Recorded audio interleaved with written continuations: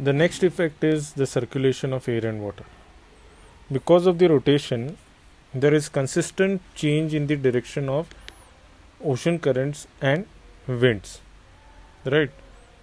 You can see on the screen, students, the wind and ocean currents are deflected towards right in the northern hemisphere. That means when you are coming from north towards the equator, right, the wind and ocean currents are deflected towards right, and in the southern hemisphere they are deflected towards the left.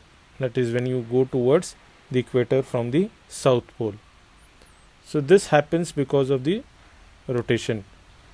Wind and ocean currents are deflected towards the right in the northern hemisphere and towards left in the southern hemisphere. This is known as Coriolis effect, which is also called as Farrell's law. Right? So this is the third effect.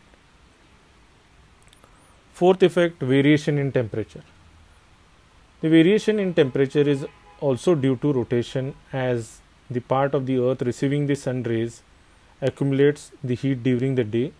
It raises the day temperature, while at night a part of this is given off and temperature cools down.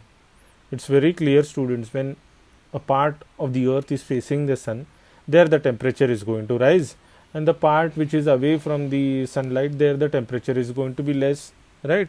So this is why we see there is variation in temperature